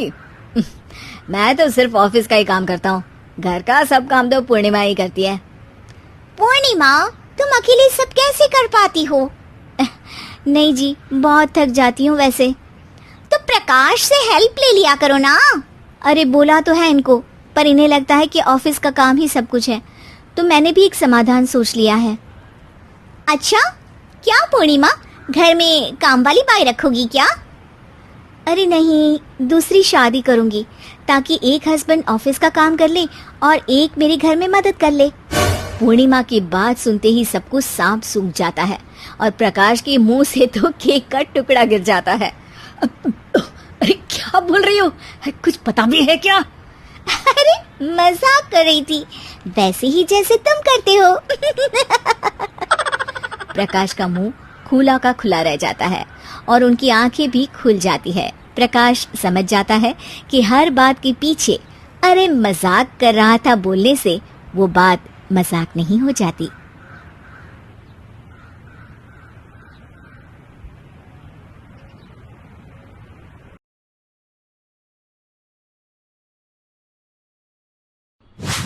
संदीप ने अपनी माँ के कहने पर गांव में शादी कर ली थी। लड़की का नाम था सुनीता। माँ का कहना था एकदम मॉडर्न बहू नहीं होनी चाहिए, लेकिन उन्हें नहीं पता था कि गांव से आने वाली बहू सुंदर सुशील तो होगी और उसको गांव से बाहर भी निकाल लाएंगे, लेकिन उसके अंदर का गांव कैसे बाहर निकलेगा। शादी के कुछ दिन बाद, माँ टिफिन तो देना जरा। बेटा अब तो स्कूल नहीं ऑफिस जाता है, माँ से नहीं अपनी बीवी से टिफिन मांगा कर। ओके माँ। सुनीता टिफिन ले आओ। 1 किलो टिफिन, इसके अंदर पिस्ता डाल दिया है। पिस्ता? पिस्ता क्यों? सास जी ने बोला था ना कि आपको पिस्ता बहुत पसंद है। ओहो, मैंने पिस्ता नहीं पास्ता बोला था, पास्ता। पास्ता? कहीं होता है पास्ता? अरे बेटी तू रहने दे, मैं बना दूंगी। अच्छा किया कि पाव भाजी बनाने का नहीं बोला, वरना किसी के पाव बना देती है। सुनीता को बुरा लगता है, लेकिन उसकी नादान हरकतें कम नहीं होती। ऐसे ही एक दिन, अरे तुमने ये क्या लगाया है? अरे आप वो फूस फूस करके लगाते हैं ना, वही। डियो? का दियो? किसको दियो? अरे वही ना जिससे खुशबू आती है। हाँ हाँ सही पकड़े हैं। अच्छा लेकर तो आना। कौन सा डियो लगाया तुमने? अभी लेकर आते हैं जी। संदीप की बात मानकर सुनीता अंदर से खुशबू वाला फुसफुस लेकर आती है। OMG! OMG मतलब ओ माय गणेश ना। अरे OMG छोड़ो, और ये खुशबू वाला फुसफुस की बात कर रही थी तुम? हाँ इसी की, फिर से सही पकड़े हैं। अरे देवी, लेकिन आप सही नहीं पकड़े हैं, ये डियो नहीं है। डियो नहीं है तो क्या लियो है? अरे ये रूम फ्रेशनर है, जिसको कमरे में छिड़कते हैं, खुद पर नहीं। कोई बात नहीं, माँ कहती थी आत्मा किराएदार है, शरीर एक किराए का कर्म। हम शरीर पे ये डाल लिए तो क्या फर्क पड़ जाएगा। अरे बहू, ओ बहू, मेरे लिए फल तो ले आ, फिर मैं बाजार जाऊंगी। सुनीता अपनी सास के लिए फल लेकर आती है। अरे बेटा, पपीता, तरबूज और सेब फल ऐसे कैसे खा लूं, काट कर तो ले आ। माँ जी, मेरे गांव में तो खेत से उठा के सीधा खा लेते हैं। अरे ये तेरा गांव नहीं है ना। अरे संदीप, तू ही कुछ समझा देना इसको बेटा। मैं कैसे समझाऊं माँ, ये तो माइक्रोवेव को भी भट्टी बोलती है। कल मैंने बोला हाय कैसी हो, तो बोलती है किसी को हाय नहीं लगानी चाहिए। अरे सुनीता, तेरा क्या होगा? अभी तो कैसे बताऊं माँ जी, अभी हम कुछ करेंगे फिर पता चलेगा क्या होगा, लड़का या लड़की। हे भगवान, कहाँ से आ गई है? रामपुर से जी, आप ही तो लेकर आए थे मुझे। आराम, मुझे माफ कर दो। पहले कोई गलती तो करिए जी, आपकी तो सारी गलती माफ कर देंगे हम। हाँ अरे बहू, मेरी बात सुन। फल यानी कि फ्रूट जब भी लाए ना तो काट कर लाना, ठीक है? जी ठीक है माँ जी, फल यानी फ्रूट यानी काट के लाऊंगी। सुनीता रोज ही कोई ऐसी हरकत कर देती जिसकी वजह से उसे घर में 2 बातें सुननी पड़ती। एक दिन, माँ मेरे बॉस घर पर आने वाले हैं शाम को, उनका बर्थडे है, फैमिली साथ नहीं रहती उनके, तो यही पार्टी कर लेंगे। उनको अच्छा लगा तो शायद मेरा प्रमोशन भी हो जाएगा। मैं ना फ्रूट केक लाकर फ्रिज में रख दूंगी और तेरे साथ आज खाना मैं बनाऊंगी ताकि जब साहब आए तो खाने में कोई गड़बड़ ना हो। शाम को जब सारी तैयारियां हो जाती है, संदीप के साथ बड़े साहब भी घर आते हैं। फ्रूट केक तो ले आना बहू, फिर खाना खाएंगे। अरे इस सब की क्या जरूरत थी, आपने बुलाया वही काफी है। सर, आपका परिवार शहर में नहीं है तो हम ही आपके परिवार जैसे हैं सर। इतने में ही सुनीता फ्रूट केक लेकर आती है और बड़े साहब की टेबल पर रख देती है और जैसे ही केक के ऊपर का बॉक्स हटाती है, ओह, ये क्या है? केक तो कटा हुआ है, मैं तो ऐसा नहीं लाई थी।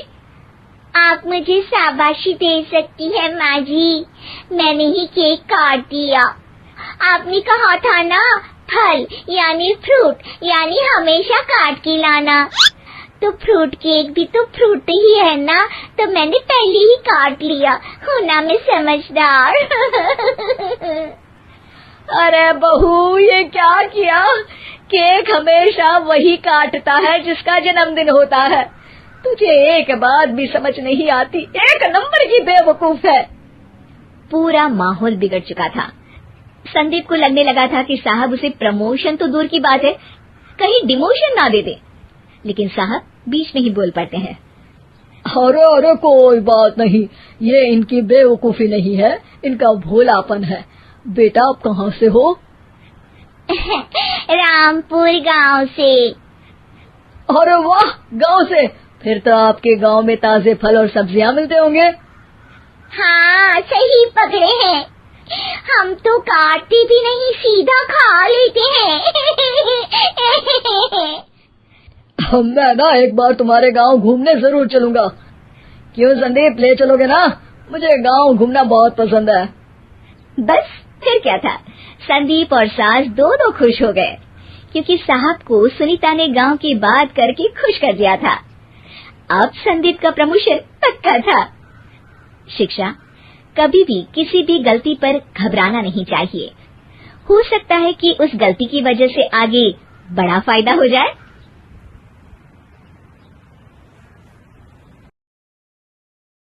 दीवार पर टंगी सास।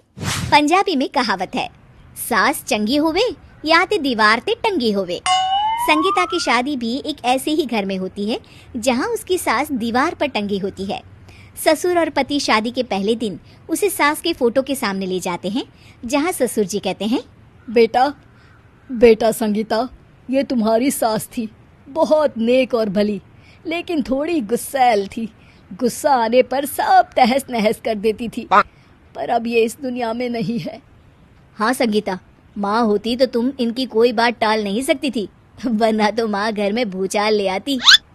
संगीता मन में खुश होती है कि अच्छा है कि ऐसी औरत अब इस घर में नहीं है, लेकिन दिखावे के लिए वो जैसे ही सास की फोटो के सामने हाथ जोड़कर खड़ी होती है, ये क्या?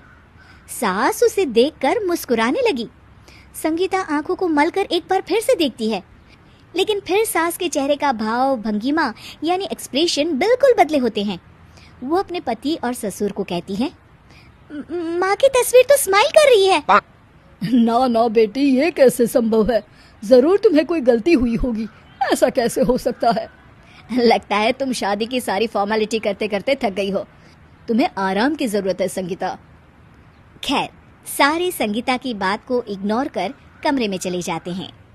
वैसे सास की फोटो पर एक्सप्रेशन एक के बाद एक बदलते ही रहते हैं। सुबह होती है, पति और ससुर को काम पर भेजकर संगीता कमरे की सफाई करने में लग जाती है कि तभी उसे आवाज आती है, टेबल ठीक से साफ करो। ऐसे भी कोई टेबल साफ करता है? इससे अच्छा तो ये गंदा ही था। किसी औरत की आवाज सुन संगीता दंग रह जाती है और सोचने लगती है कि आवाज कहाँ से आई। आवाज को नजरअंदाज कर वो फिर से अपना काम करना शुरू करती है, लेकिन इस बार तो आवाज बिल्कुल उसके कान के पास से आती है। मेरा घर है ये, जब तक मैं थी चमका कर रखती थी, हर एक चीज शीशे की तरह थी। तुम्हें तो ना सफाई आती है ना कुछ पता है। क्यों तुम्हें मेरे घर की जिम्मेदारी दे दी गई है? पता नहीं तुमने मेरे बेटे को क्या दिखाई दिया। मैं होती तो एक से बढ़कर एक लड़कियों की लाइन लगा देती। अब संगीता को समझने में देर नहीं लगी कि ये आवाज किसी और की नहीं बल्कि उसकी सास की है जो दीवार पर टंगी है। वो उसके पास जाती है और कहती है, नमस्ते सासू माँ, मुझे तो कल ही लग रहा था कि दीवार में कुछ काला है। वो दीवार नहीं, दाल होती है पगली। सही पकड़े हैं सासू माँ। तो क्या हो गया आपको जो आप यहाँ भी चैन से नहीं बैठी हैं? सुना मैंने आपका व्यवहार काफी गुस्से वाला था। चुप रहे तू, ज्यादा बकर बकर ना कर। घर का काम करना तो आता नहीं, आई है मुझसे बहस करने। हाँ देखिए सासू माँ, मैं आपसे साफ साफ कह देती हूँ, मुझसे पंगा लेने की कोशिश मत करिएगा। तभी पीछे से संगीता का पति आता है। अरे संगीता, किससे बात कर रही हो? कौन है वहाँ? संगीता की सास की फोटो फिर से पहले जैसी हो जाती है। आपकी माँ से कह रही थी कि मुझे काम करना आता। अरे संगीता, माना सास के ताने हर बहू को अच्छे लगते हैं, लेकिन यहाँ तो माँ है ही नहीं, तुम तो फोटो से ही। तुम भी लाजवाब हो संगीता। किसी को विश्वास नहीं होता कि संगीता अपनी मरी हुई सास की फोटो से बात करती है। वहीं आए दिन संगीता की सास संगीता को किसी न किसी बात पर आते जाते ताने देती। संगीता को भी अब सास के तानों और उनसे बात करने की आदत हो गई। वो कभी खानदान की कहानी तो कभी तीज त्योहार कैसे मनाए या किसी व्यंजन की रेसिपी सास से ही पूछती। सारा दिन घर में अकेली संगीता की सास अब उसके लिए तानों के साथ पक्की साथी की तरह भी रहने लगी थी, जो किसी और को नहीं बल्कि संगीता को ही सुनाई देती। तो देखा आपने, सास बहू का रिश्ता हर रिश्ते से ऊपर होता है, फिर चाहे वो खट्टा हो या मीठा।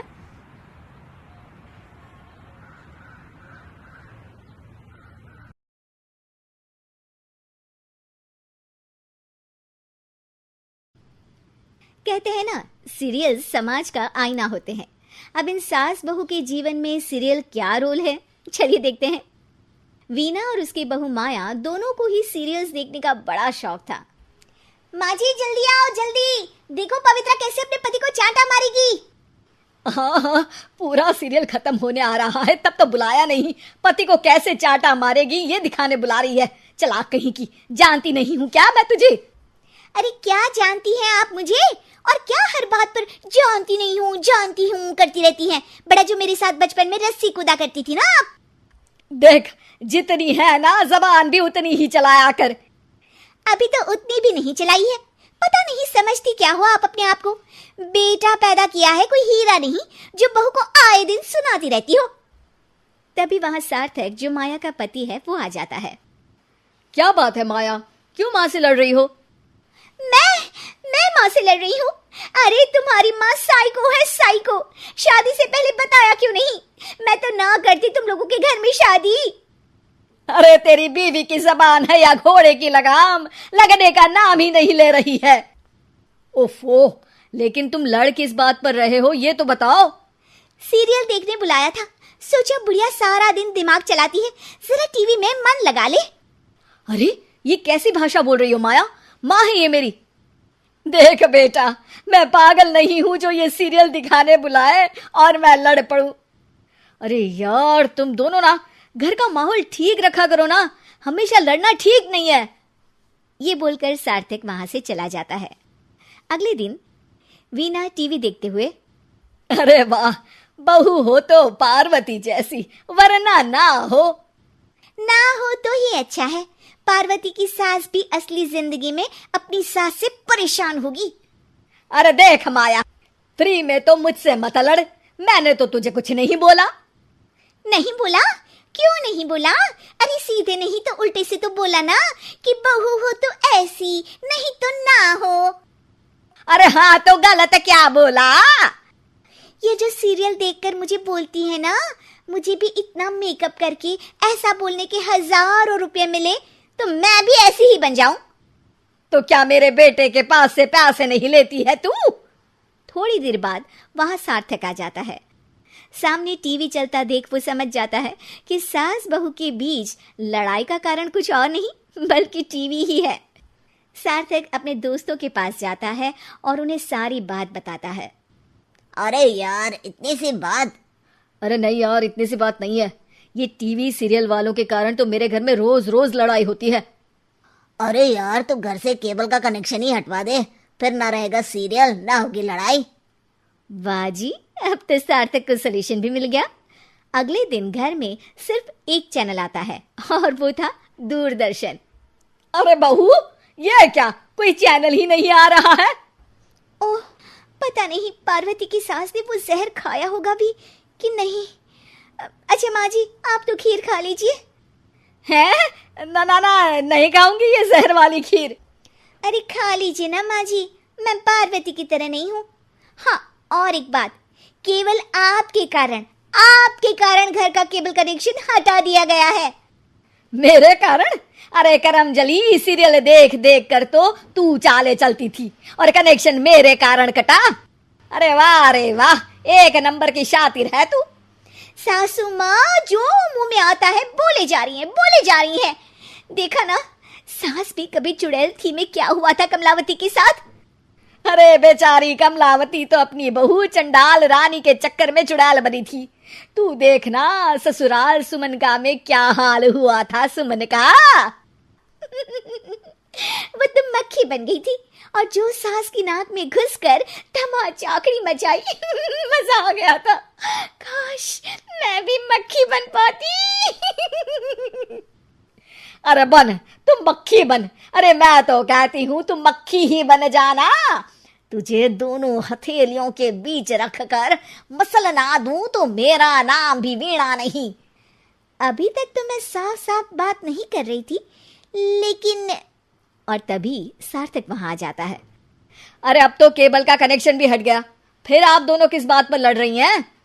अरे ये पुराने एपिसोड उठा उठा कर मुझसे लड़ रही है। मैं या आप? एक तो मैं इनके लिए खीर बनाकर लाई, ऊपर से बोल रही थी खीर में जहर है। अरे मैंने कभी बोला कि मेरा रानी हार जो चोरी हुआ है वो तुलसी की सास की तरह कहीं इन्होंने तो नहीं चुरा लिया? अरे कौन तुलसी? वो मीरा आंटी की बहू। मीरा आंटी ने उनका हार चुरा लिया? अरे तू मेरी तुलना उस तुलसी की सास से कर रही है। अरे वो मक्कार सी औरत। अरे नहीं, तुलसी, अपनी वो ससुराल की 4 साल की हीरोइन। ओ हे भगवान, ये सीरियल सास बहू की जिंदगी बर्बाद करके ही रहेंगे।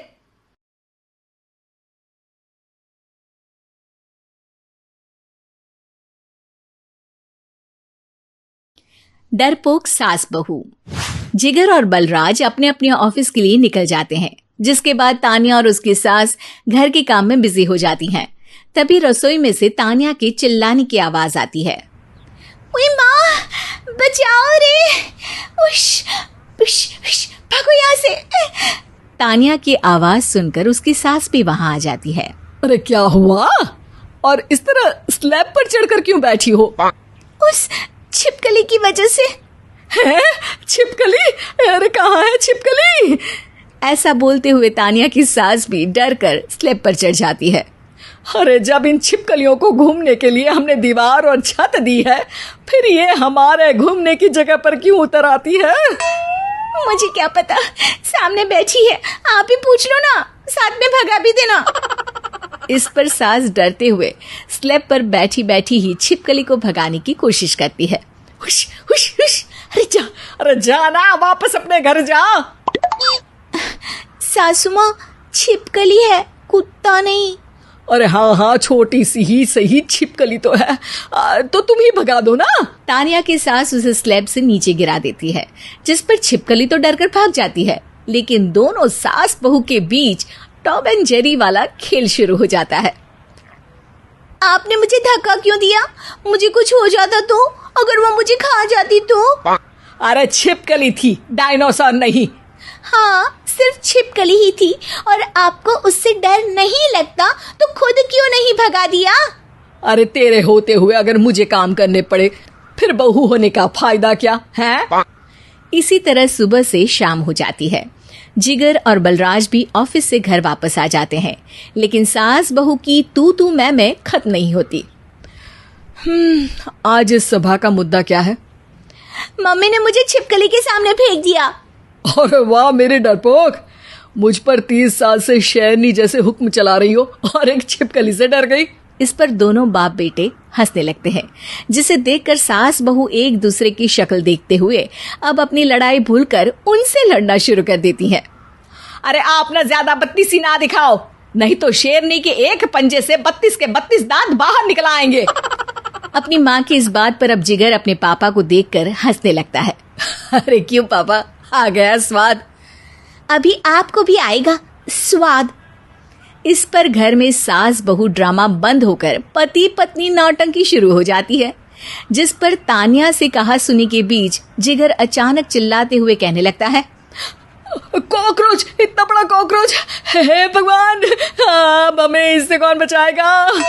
कॉकरोच का नाम सुनते ही दोनों सास बहू सारी लड़ाई भूलकर फुदक से कूदकर पास रखे सोफे पर चढ़ जाती हैं। अरे कहाँ है, अरे कहाँ है कमबख्त, अरे उसे भगाने की जगह अनाउंसमेंट तो ऐसे कर रहा है जिससे 12:40 की आखिरी लोकल है, छूटनी नहीं चाहिए। अरे भलाई का तो जमाना ही नहीं है।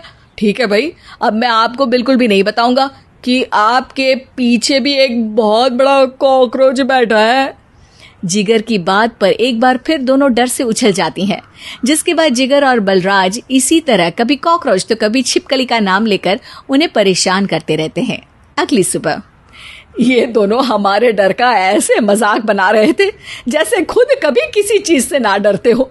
ये जिगर ना बचपन में तो चींटी से भी डर जाता था। पर मम्मी, उन्हें डराने के लिए मैं चींटी तो नहीं पकड़ सकती। अरे पागल औरत, इतना बड़ा होकर क्या वो चींटी से डरेगा। मतलब हमें बदला लेने के लिए कुछ अलग सोचना पड़ेगा।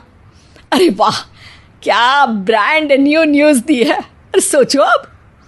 दोनों बहुत देर तक जिगर और बलराज को डराने के लिए अलग अलग तरीके सोचती हैं, पर किसी भी अंजाम तक नहीं पहुंच पाती, जिस पर तानिया की सास उससे कहती है, हम उन्हें नहीं डरा सकते, पर अपना डर तो खत्म कर ही सकते हैं ना।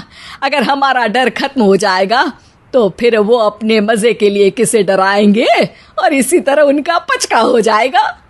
हाँ, नाइस आइडिया, पर मुझे इससे डर क्यों लग रहा है। सास की बातों से डरते हुए भी वो दोनों अपने डर को खत्म करने के मिशन पर लग जाती है, जिसमें पहला कॉकरोच सामने आते ही वो डर कर भाग जाती है। हमसे ना हो पाई मम्मी, इससे आप ही निपटो ना। अरे क्या आप निपटो, साथ चल, नहीं तो तेरे ऊपर ना छिपकली गिरा दूंगी। हाँ बस, हाँ पहले छिपकली पकड़ कर तो दिखाओ। अरे यार चल ना। इस पर दोनों भगवान का नाम लेते हुए एक वाइपर लेकर कॉकरोच के पास जाकर डरते डराते उसे भगा देती हैं, जिसके बाद उनमें थोड़ी हिम्मत आती है और वो दिन ब दिन एक एक कर अपने हर डर पर काबू पाने लगती हैं। कुछ हफ्तों बाद, वाह मम्मी, आइडिया तो मस्त था। अब कॉकरोच हो या उसका बाप, मैं किसी से नहीं डरती। अरे शाबाश। और मैं छिपकली हो या उसका पूरा गैंग, सबके छक्के छुड़ा दूंगी। पर मम्मी जी, उससे पहले किसी को सबक सिखाना है। उसी रात जब बलराज और जिगर टीवी देख रहे होते हैं तो दोनों सास बहू प्लान बनाकर छुपके से उन पर नकली छिपकली और कॉकरोच फेंक देती हैं, जिसे देखते ही वो दोनों अपनी जगह से उछल खड़े होते हैं। अरे माँ, ये छिपकली कहाँ से आ गई। ओह, इस कॉकरोच को मेरे ऊपर से हटाओ ना। अरे क्यों बेटे, कैसे माँ याद आ गई। जब माँ को डर लग रहा था तब तो बहुत खिल्ली उड़ा रहे थे। ससुर जी, कॉकरोच से तो हम जैसे डरपोक डरते हैं, फिर आज आपको क्या हुआ। दोनों हंसने लगती है, जिससे जिगर और बलराज को भी उनकी गलती का एहसास होता है।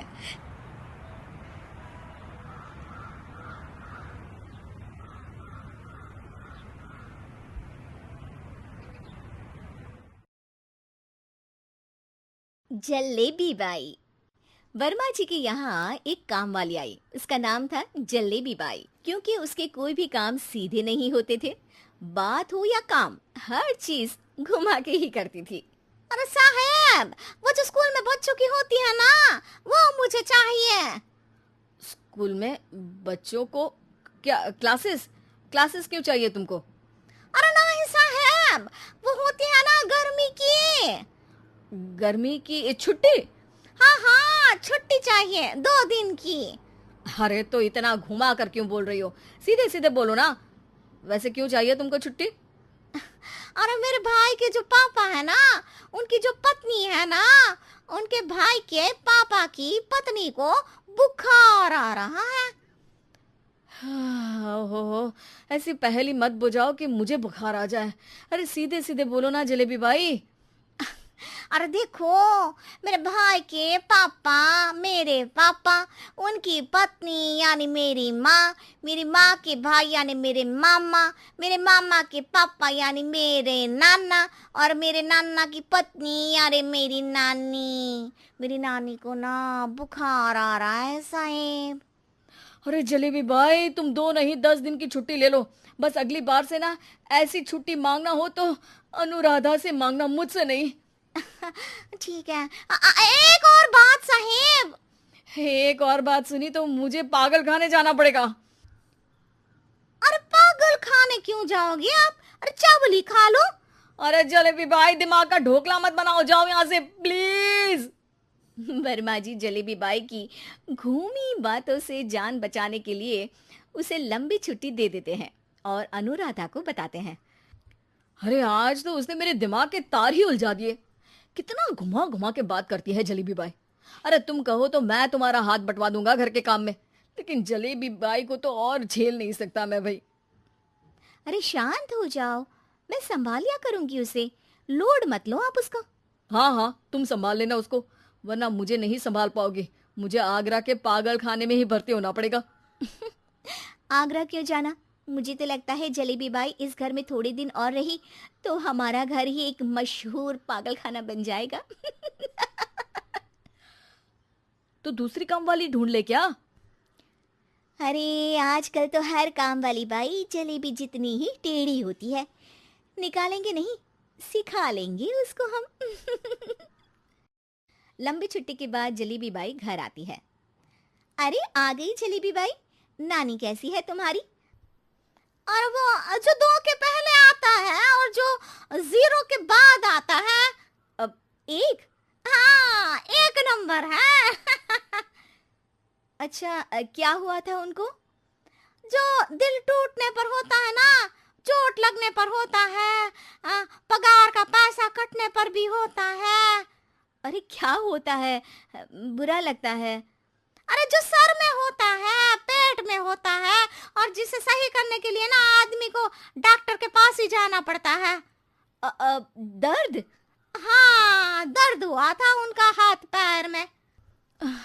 अच्छा, बस मेरे दिमाग में दर्द होने लगा तुम्हारी जलेबी जैसी बातें सुनकर। एक काम करो, ऊपर गेहूं की पोटली रखी है, तुम जल्दी से लेकर आओ, आज आटा पिसवाना है।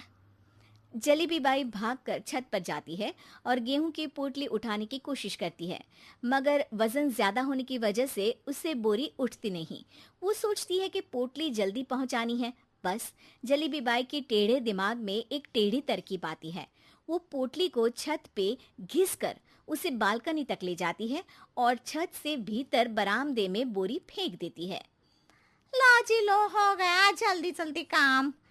नीचे पहुंचती है तो देखती है कि अनुराधा वहां उसे गुस्से से देख रही है और नीचे पूरा गेहूं बिखरा पड़ा है। ये क्या किया? अरे पोटली में वजन ज्यादा था, आपने कहा था जल्दी से ले आओ, तो इससे जल्दी कैसे करती मैं बताओ तो। हाँ, अरे एक काम तो सीधा करो, अब क्या करेंगे इन गेहूं का? सब सत्यानाश कर दिया। अनुराधा सोच लेती है कि अब इस जलेबी को सीधा करना ही पड़ेगा, वरना बहुत परेशानी हो जाएगी। जलेबी बाई फिर भी सुधरती नहीं है। रोज कोई घूमी फिरी बात से वर्मा जी के दिमाग में शॉर्ट सर्किट करती है, तो कभी अनुराधा के काम बिगाड़ती। जैसे कमरे में झाड़ू लगाने का कहने पर कमरों की दीवारों पर झाड़ू टांग के कहती, लगा दी कमरे में झाड़ू। देखते ही देखते ये महीना खत्म हो जाता है। अरे दीदी, पैसे दे दो ना। पैसे तो नहीं है। पैसे नहीं है का मतलब? पैसे तो होते ही है ना घर में। अरे भरोसा नहीं है तो पूरे घर में ढूंढ के बता दे कहाँ पैसे हैं, मिल जाएगी तुम्हें। अबे ढूंढ के लाई मैं। जलेबी जल्दी से अनुराधा का पर्स लेकर आती है। अरे इसमें है ना पैसा। अरे मुझे तो नहीं दिख रहा। अरे दीदी है ना, 2000 का नोट। अरे तो वो तो 2,000 रुपए हैं, पैसे तो नहीं है। अरे दे दो ना, जल्दी घर जाना है, आज मेरी तारीख है। अरे पक्का आज तेरी तारीख है? हाँ दीदी, आज मेरी तारीख है, आज ही तो पगार लेती हूँ ना मैं। देखो आज तो 1 तारीख है, तेरी तारीख तो है नहीं आज। अरे दीदी दे दो ना, घुमा क्यों रही हो इतना? अच्छा कितनी पगार है तुम्हारी? 5,000, आप ही ने तो तय की थी। 5 मतलब जो 4 के बाद आता है और 4 के पहले। हाँ हाँ दीदी, 5 वही जो 3 में 2 जोड़ के होता है। अरे हाँ दीदी हाँ, 5 वही ना जो 10 में से 5 घटाने पर होता है। अरे दीदी मैं समझ गई, अब आपको कभी नहीं घुमाऊंगी, प्लीज जल्दी से पैसे दे दो ना, सारी। और अब ना ये जलेबी बिल्कुल सीधी हो जाएगी कसम से। जलेबी बाई की अकल ठिकाने आ जाती है। अनुराधा जलेबी को पैसे दे देती है और कहती है, अब अगर तुमने हमें घुमाया ना तो तुमको कहीं दूर घूमने भेज देंगे, जहां से तुम घूमने के बाद कभी वापस ही नहीं आ पाओगी। समझ गई जलेबी बाई?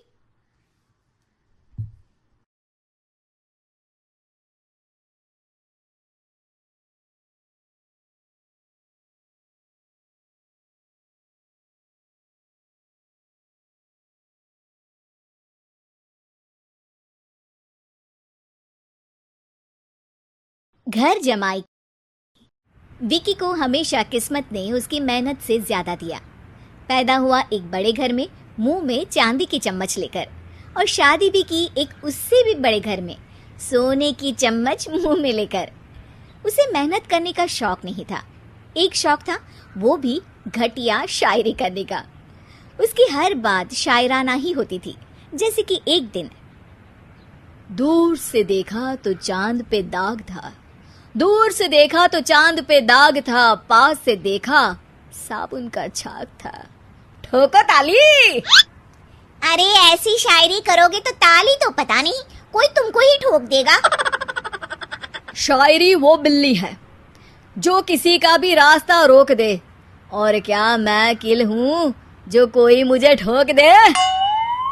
मुझे तो आपसे बात ही नहीं करनी। मैं निकला था गाड़ी लेके, लेकिन दौड़ के जा रहा हूँ, मेरी शायरी कोई नहीं सुनता, मैं घर छोड़ के जा रहा हूँ। धीरे बोलिए जी, मम्मी पापा को पता चल जाएगा तो तुमको सच में तुम्हारे मायके भेज देंगे। सस्ते साबुन से मेरी कॉलर चमकी नहीं, सच में चला जाऊंगा, मेरी बात कोई धमकी नहीं। अगर शायरी ही सुनानी है तो सुनाओ, लेकिन कोई काम धंधा भी तो करो। मेरे पिताजी के पास बहुत पैसा है तो घर जमाई बन के खा रहे हो, और कल जा रहे हो ना अपने मायके तो आज ही चले जाओ मेरी बला से। हमें तो अपनों ने लूटा, गैरों में कहाँ दम था हमें। अरे चुप हो जाओ, तुमको मिर्जा गालिब की कसम। अरे जाना है तो जाओ, लेकिन पहले मेरे मम्मी पापा से मिलकर जाओ, वरना वो क्या सोचेंगे। लेकिन विकी अकेले ही अपनी कार लेकर अपने मायके यानी कि अपने खुद के घर पहुंच जाता है। अरे बेटा, तू अचानक, बहू कैसी है? अरे माँ, बहू तो बिल्कुल बदल गई है, मुर्गी हाथ से निकल गई है। अरे क्या हुआ बेटा? उसकी आती नहीं है, मेरी जाती नहीं है, मैं करता हूँ शायरी, उसे भाती नहीं है। मेरे पास उसका फोन आया था बेटा, सही कह रही है वो, तुमको काम करना चाहिए तभी तो इज्जत मिलेगी। घर जमाई बनके सास ससुर के पैसों पर कब तक ऐश उड़ाते रहोगे? मेरी जिंदगी में हर तरफ से उंगली हो रही है, फोन पर मेरी चुगली हो रही है। अरे चुगली नहीं कर रही थी बहू, वो तेरा भला चाहती है बेटा। सूखे हुए कपड़े को भी गीला कह रहे हैं लोग, चुगली करने को मेरा भला कह रहे हैं लोग। ठोको ताली। ये सुन के माँ अपने हाथ से अपना सर पीट लेती है। अरे माँ, ताली की जगह माथा क्यों ठोक रही हो? बेटा तू ना आराम कर, तेरे पिताजी भी आने वाले हैं, खाना लगा देती हूँ। विकी अपने घर भी दिन भर टीवी देखता है, तरह तरह का खाना खाता है, दोपहर तक सोता है, चाय पीता है, वीडियो गेम खेलता है, बस काम करने नहीं जाता। घर में नौकर चाकर है तो बिस्तर से हिलने तक की जरूरत नहीं पड़ती। कई बार तो विकी अपने नौकरों को बिठाकर शायरी सुनाता रहता। कब जाओगे बेटा? अरे कैसी बात कर रहे हैं डैडी, क्या आप मेरे फादर नहीं? आप मुझे भगाना चाहते हैं क्या? ये मेरा घर नहीं। अरे नहीं बेटा, तुम्हारा ही घर है। हम तो चाहते थे कि तुम यहीं रहो और मेरा काम आगे बढ़ाओ, लेकिन तुम ही चले गए घर जमाई बनने। अरे मेहनत तो गधे भी करते हैं। मैं अच्छी किस्मत लेके पैदा हुआ हूँ। मैं घर जमाई हूँ, ससुराल का फूल गेंदा हुआ हूँ। ठोको ताली। पिताजी और माँ सच में ताली बजा देते हैं। ऐसा पहली बार होता है जब विकी की शायरी पर किसी ने ताली बजाई हो। अरे आप लोग सच में ताली बजा रहे हैं? हाँ हाँ बेटा, तुम्हारे ससुर का फोन आया था। बोला जब तक घर जमाई जी कोई काम ना करने लगे हमारे यहाँ मत भेजना। अब तू तो काम करने से रहा और तुझे रहना भी है हमारे घर में ही, करेगा भी शायरी ही, और बार बार ठोको ताली बोलेगा तो आदत डाल ही लेते हैं ताली ठोकने की। विकी उसी वक्त खड़ा होता है और बहुत गुस्से में सीधे ससुराल के लिए निकल जाता है। फिर से आ गए? लेकिन सुमन को देखते ही विकी पिघल जाता है। अब सुमन, आई एम सॉरी। आज से ना मैं सिर्फ शायरी ही नहीं बल्कि काम भी करूँगा। तुम अपने ऑफिस में बात कर लेना, कोई भी मेहनत का काम कर लूँगा। मैं घर जमाई बन के रहूँगा लेकिन काम करूँगा और इज्जत से रहूँगा। मतलब सिर्फ तुम नहीं आए हो, तुम्हारे साथ तुम्हें अकल भी आ गई है। मैं अपने कारखाने का मैनेजर बनाता हूँ तुमको, कल से मेरे साथ चलना वहाँ। थैंक यू ससुर जी। थैंक यू से काम नहीं चलेगा, एक शायरी सुनानी पड़ेगी। है जरूर। ससुर के पास पैसा होते भी मेहनत जिसको भाई है वही सच्चा दामाद है, वही अच्छा घर जमाई है। ठोको ताली। सब विकी की शायरी पर ताली ठोक देते हैं। शिक्षा, जब किस्मत आपको बहुत सारा दे दे तो उसकी कद्र करनी चाहिए और मेहनत करना कभी नहीं भूलना चाहिए।